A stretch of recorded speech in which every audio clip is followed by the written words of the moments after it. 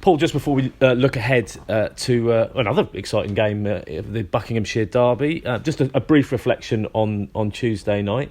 A great result through to the next round of the Cup, and your first experience of an AFC Wimbledon MK Dons derby. Did you enjoy the night?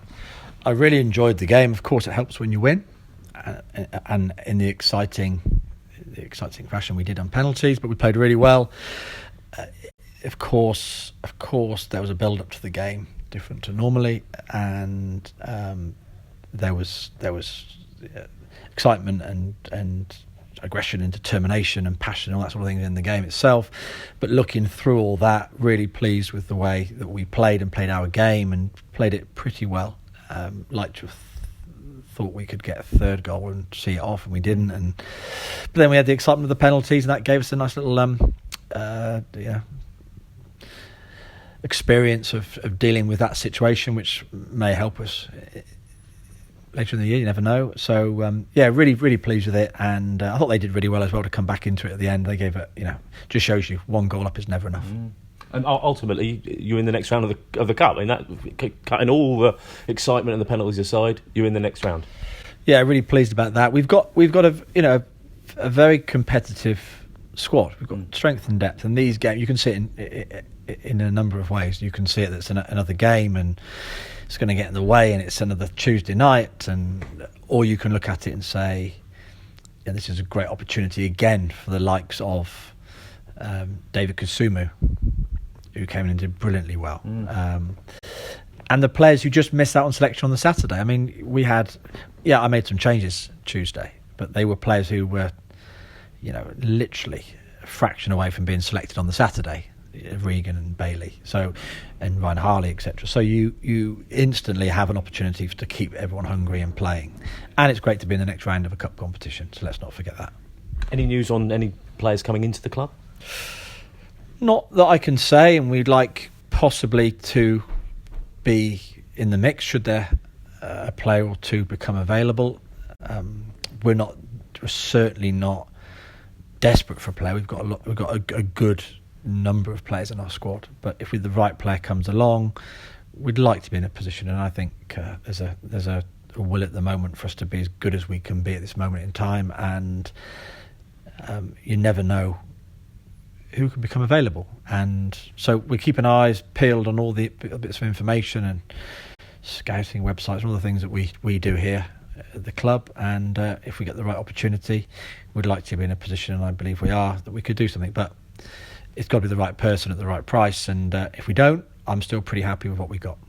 Wycombe up next then, and a side who did really well to stay in League One last season on a very low budget over there at Wycombe. They've had a few issues behind the scenes, and that seems to have all settled down, and they started the season very well. And no surprise, they look to me already a team that is developing. Gareth has been there a long time. He knows exactly what his role and his dynamic is at the club.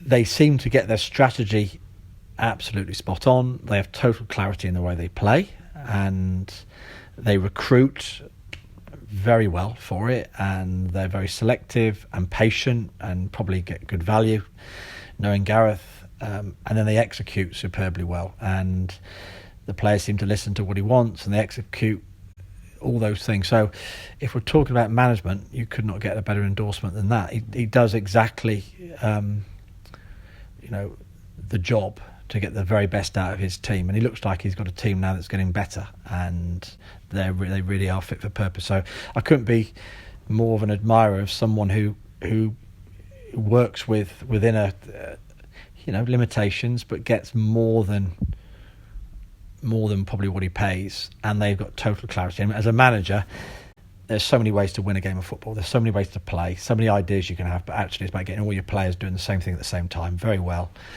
and he gets that from his team. So I'm pretty sure we're going to have a very tough game. I know probably a fair bit of what we'll have to contend with. I'm sure he'll have a good idea of my teams as well.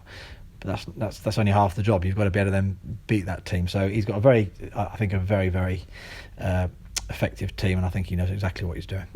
Do you have to come up with a strategy to deal with Adebayo Akinfenwa, because he's a phenomenon. I mean, we're watching him play football. He shouldn't play football the way he does, but I think he's a great footballer, and what he does in the game is incredible. I think. Do you come up with a strategy, because he's very difficult to get hold of?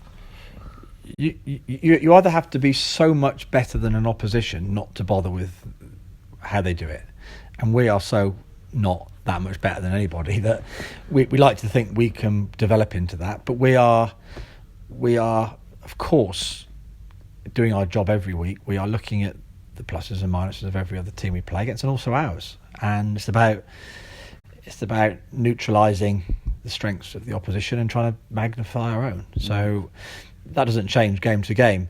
That particular player suits particularly well a number of the ways they play. He's extremely good at it, and they utilise it to the maximum. So of course we're going to look at it. I think it's always interesting when any player is, as you mentioned, is the anomaly and makes it work and does it really well. He's a nice personality. He plays football extremely well, and it's great for the Football League that we've got all different types playing our game. So credit to him, credit to Gareth for making it work, credit to English football generally. I mean, it gives us a real. I think we know what's coming. I think we know what to expect, but it's very, very hard to deal with. So, are we going to have a strategy? Yes. Can we execute it? I hope so. Can I put my money on it? No. Never. Never. And finally for the fans from the AFC game to a different derby, such as a derby that's, I suppose, growing, and it's a Buckinghamshire derby, but the fans, the MK Dons fans, take up one side of one end of the goal, and it creates a great atmosphere in there. I'm sure that's something that they're looking forward to as well. I hope so. I'm looking forward to it now you're talking about it. Yeah. So I always enjoy playing there. It's a really good football pitch. Always enjoy a game at Wycombe. So with the added noise and atmosphere that some a good number of travelling supporters will add to, I'm really looking forward to even more. It feels like it's going to be Saturday, Tuesday for the next few months. I think it's going to be now. Would you prefer it if the season sort of eased in rather than was just this relentless pace so early on? It's so complicated putting a league season together. I look at all in isolation we can discuss any topic and say, I wouldn't do that. But actually throw everything into the mix, and the reality is this is a business. We've got to we've got to play X amount of games, and we're trying to, and football league clubs are trying to make a living. I can see the reasons for it. It does put a strain physically on players. You haven't quite got yourself into the season where players are in that sort of flow of being tired but being robust and strong. So we are, I'm talking footballers generally, you're probably still at a fragile moment. August, September, no matter how good your pre-season is, you are slightly fragile if you are personally playing 290 minutes every week for a month or so. So, if we're looking at player welfare, maybe it's a bit too much. If we're looking at the business and football generally in the Football League and how we compete and how we make a living, and there are far more questions really than we've got time to discuss now. But it is what it is. We're playing it. We won against AFC Wimbledon, so we've got a game against Southend week next. So we got to. But then you have to prepare and have a good squad, and I think we've got a good squad. So it will not be a case of belittling that tournament, making a few changes like I did on Saturday with David Katsuma, who earned his spot and did really well. So we have to spin it in the right way. When we say that the manager's got a selection headache, does it give you much of a headache having all of these players that are at your disposal who all realistically could get in your starting 11? It's great. I mean, I've been asked the question, how are you going to cope with all these? Well, it's certainly a nicer problem to have. It's a high quality problem, and last year when we hit that January time with all those injuries, and Jordan Moore-Taylor and then George going down injured, and then we had Bailey, and would I have wanted another player? Yes. If they're all fit, is that a problem? Yes, but it's a better problem to have. So we all benefit from the team doing well. How big the squad is, we all benefit from it. So if that helps us, we can afford it, we can do the right deals to enable us to do it, then it doesn't faze me at all.